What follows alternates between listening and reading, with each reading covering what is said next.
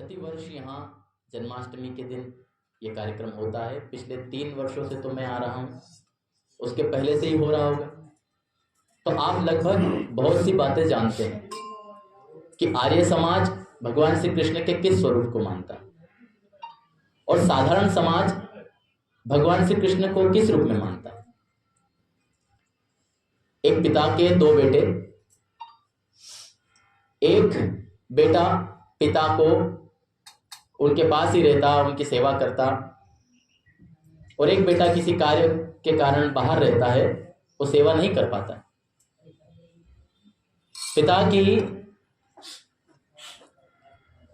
पिता के चरित्र के ऊपर समाज के कुछ लोग कुछ आक्षेप कर देते हैं। जो बेटा उनके पास रहता है वह उन पर विचार नहीं करता और जैसा समाज कहता वैसा मान लेता है और अपने पिता को भी उसी रूप में मानता हुआ, चूंकि श्रद्धा है पिता के लिए, तो कह दिया कि पिता ऐसे चरित्रहीन है तो हो ठीक है, पर मेरे पिता है। और दूसरा बेटा जो दूर है लेकिन वो ये मानता है कि मेरे पिता का उज्जवल चरित्र है, ये दोषारोपण मिथ्या है, इसलिए वो उस दोषारोपण को दूर करने का प्रयास करता है। मुझे बताइए उन दोनों बेटों में से कौन सच्चा बेटा है पिता का? जो अपने पिता के ऊपर जो मिथ्या दोषारोपण हो रहा है उसे दूर करने का प्रयास करता है। भगवान श्री राम हमारे पितृ पुरुष भी हैं। इस भारत भूमि के जो भी महापुरुष हुए हम उन सबकी संतान ही तो हैं। साधारण समाज श्री कृष्ण पर लगे हुए आक्षेपों पर कोई बात नहीं करता, बल्कि उन आक्षेपों को तोड़ मरोड़ करके उन्हें सही सिद्ध करने का प्रयास भी कर लेता है।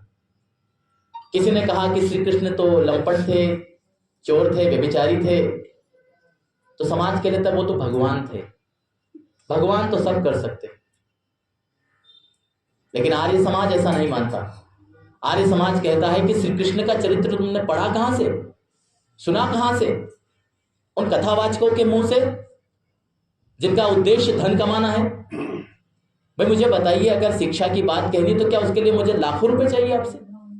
अगर मैंने अपने जीवन का उद्देश्य बनाया कि मैं ब्राह्मण वर्ण को वर्ण करके समाज में धर्म का प्रचार करूं, तो क्या मुझे इसके लिए धन चाहिए?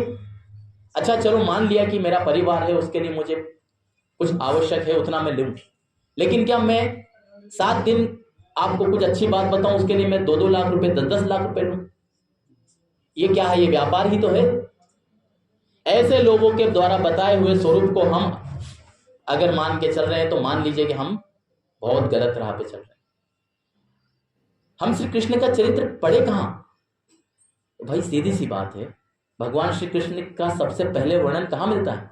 हम अपने पूरे वांग्मय को खंगालें, पुराणों में जैसा स्वरूप मिलता है उसको छोड़ दें, लेकिन अगर आगे जाएं तो महाभारत ही उनके जीवन का सबसे उत्तम वर्णन करता है, जो उनके काल का ग्रंथ है और उनका इतिहास बताता है और यथार्थ इतिहास बताता है। मैं ज्यादा लंबी चर्चा इस पर नहीं करूंगा क्योंकि आप कई वर्षों से इसको सुन रहे हैं और जानते भी हैं कि महाभारत में श्री कृष्ण का उत्तम चरित्र वर्णन किया है भगवान, इस युग के भगवान, मैं कहूं हमारे सबके आदर्श गुरुदेव स्वामी दयानंद सरस्वती जी। उन्होंने कहा कि संसार में श्री कृष्ण के समान कोई आप्त पुरुष नहीं हुआ। महाभारत में उनका उत्तम चरित्र है और उसमें लिखा है, वो उनको आप्त पुरुष की संज्ञा देते हुए कहते हैं कि उनके जीवन में एक भी कर्म ऐसा नहीं जो पाप रूप हो। उन्होंने अपने जीवन में एक भी पाप नहीं किया। ये ऋषि दयानंद लिखते हैं, जिसके ऊपर ये साधारण समाज आक्षेप लगाता है कि वो तो श्री कृष्ण को नहीं मानते। लेकिन जो श्री कृष्ण को मानते हैं वो किस रूप में मानते हैं ये भी आपसे छुपा हो नहीं। आप रोज देख रहे होंगे, आजकल तो सोशल मीडिया का जमाना है, रोज ऐसे ऐसे वीडियो आते हैं श्री कृष्ण का रूप धारण करके लोग अश्लीलता परोस रहे हैं, मंच पर नाच रहे हैं, अश्लील तरीके से जो है नाच कर रहे हैं। लेकिन हमारा समाज चुप है। क्यों? क्योंकि वो उस बेटे की तरह है जिसने मान लिया कि मेरे पिता तो चरित्रहीन है। लेकिन आर्य समाज नहीं मानता कि मेरे पिता चरित्रहीन है। आर्य समाज मानता है कि वो उज्जवल चरित्र के धनी थे। और क्योंकि हमारे पास तो प्रमाण है महाभारत का, इसलिए हम उनका जो वास्तविक स्वरूप है वो मानते हैं। इतने अपमान श्री कृष्ण के ऊपर लगाए और विधर्मी लोग जब प्रश्न करते हैं तो मुंह नीचे करके बैठना पड़ता है। जब कोई कहता है कि देश में यूनिफॉर्म सिविल कोड होना चाहिए, सब कि एक एक विवाह होने चाहिए, तो विधर्मी कहते हैं कि तुम्हारे भगवान तो 16-16 हजार विवाह करते हो और हमें 3-4 पे रोकते हो। तब क्या जवाब है हमारे पास? जब लिव इन रिलेशनशिप की बात आती है तो हाई कोर्ट ये कहता है कि हमारे देश में तो परंपरा रही है, श्री कृष्ण राधा को लिव इन रिलेशनशिप में तो रहते थे। ये माननीय कोर्ट की टिप्पणी है, किसी व्यक्ति ने नहीं कहा, किसी विधर्मी ने नहीं कहा। क्यों कहा? क्योंकि हमारी इन मिथ्या धारणाओं के कारण ऐसी छवि बन चुकी है भगवान कृष्ण की कि लोग उन पर आक्षेप लगाते हैं और ऐसे ऐसे गाने, ऐसे ऐसे भजन बनाए जाते हैं जिनसे उनका चरित्र हनन रोज होता है और हम चुपचाप उनको सुनते रहते हैं। आप करो तो रासलीला, हम करें तो कैरेक्टर ढीला। क्या श्री कृष्ण के जो चरित्र भागवत कथा से लेकर के ब्रह्मवैवर्त पुराण से लेकर पद्म पुराण में बताए हैं, उन सबको अगर आप चित्रित करोगे तो क्या आज का जो युवा भटका हुआ है उसको आदर्श नहीं मानेगा? निश्चित रूप से उसी को आदर्श मान के चल रहा है। लोग तो कहते हैं फिल्मों में, टीवियों में, कार्यक्रमों में स्पष्ट कह देते हैं ये तो कृष्ण कन्हैया है, इसके आसपास तो गोपियां मंडराती। ये कहते समय लज्जा आनी चाहिए हमें, क्योंकि हमने मान लिया ऐसा। और जो आर्य समाज इस मिथ्या धारणा को हटाना चाहता है उसको आप लोग कहते हुए तो ईश्वर को नहीं मानता, ये तो श्री कृष्ण को नहीं मानता।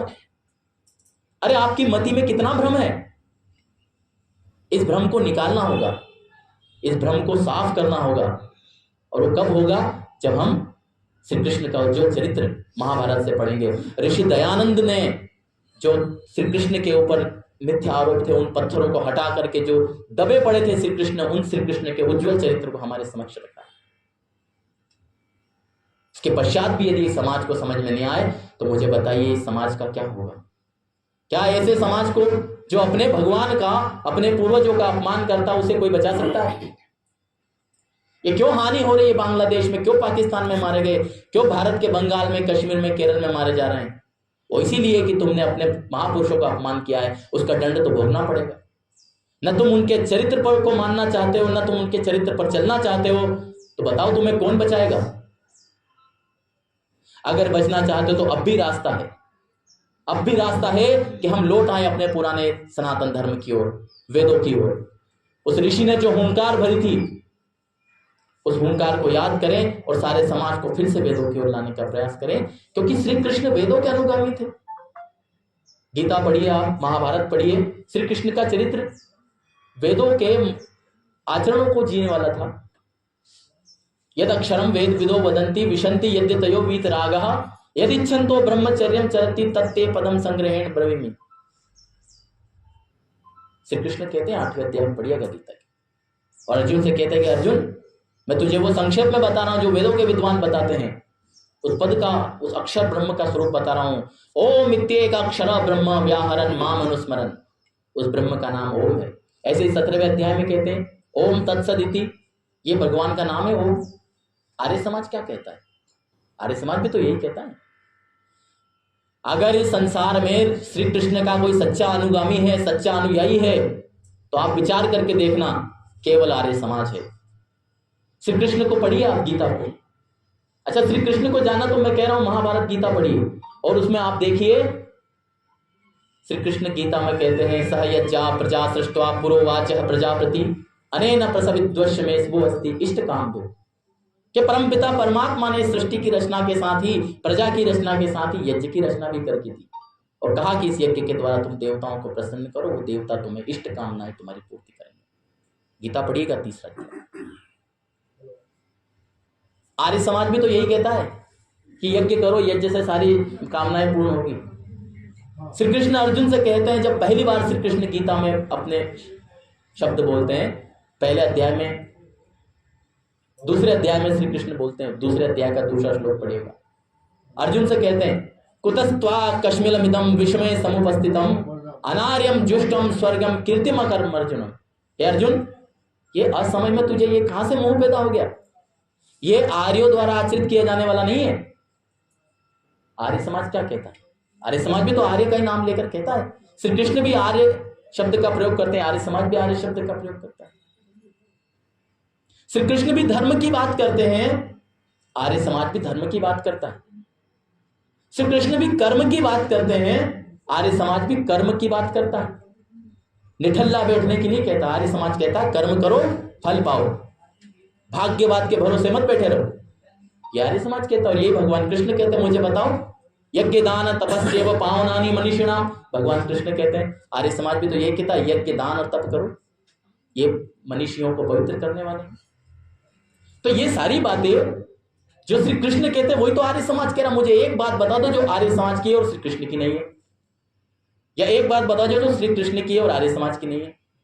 हाँ, जैसा तुम स्वरूप मानते हो उसके तो मैं बहुत उदाहरण दे सकता हूं कि तुम उनके विपरीत चल रहे हो, लेकिन आर्य समाज के ऊपर लांछन लगाने से पहले सोचो, विचार करो, कहां कौन सी बात आर्य समाज की श्री कृष्ण के विरुद्ध है? एक बात तो बताओ। श्री कृष्ण ब्रह्म की बात करते हैं, भगवान आर्य समाज भी ब्रह्म की बात करता है। सिर्फ आर्य समाज कहता है कि ईश्वर सर्वव्यापक है, उसको हृदय में पाया जा सकता है। श्री कृष्ण भी तो यही कहते हैं, ईश्वर सर्वभूतानां हृदयेशे अर्जुन तिष्ठति। 18वां अध्याय पढ़िए, ईश्वर कहां है अर्जुन? तेरे हृदय में ही है। एक तो बात आर्य समाज कहता है। आप खोज के लाइएगा, अगले वर्ष हम फिर यहां कभी मिलेंगे तो आप मुझे एक बात बता दीजिएगा कि श्री कृष्ण की बात और आर्य समाज की बात में यह भेद है। उस दिन मैं आर्य समाज छोड़ दूंगा, लेकिन कहीं नहीं मिलेगा। इसलिए हमें अगर श्री कृष्ण को समझना है तो आर्य समाज के मार्ग पर चलकर समझना पड़ेगा, अन्यथा तो शाम चूड़ी बेचने आया, ऐसे ही गाते रह जाएंगे। छलिया का भेष बनाया, शाम चूड़ी बेचने, और मनिहारी का भेष बनाया। छलिया कह दिया वहां तक कि मनिहारी, उस समय मनिहारी होते नहीं थे, मनिहारी तो मुसलमानों की जाति, मनिहारी मुसलमान बन गए श्री कृष्ण। कुछ भी अपने महापुरुषों को तुम्हें छूट दे दी तो कुछ भी बोलोगे, कुछ भी अपमान करोगे, लेकिन किसी को पीड़ा नहीं होती है, पीड़ा होती है आर्य समाज को। इसलिए आर्य समाज को सही राह पे लाना चाहता है, वेद के राह पर।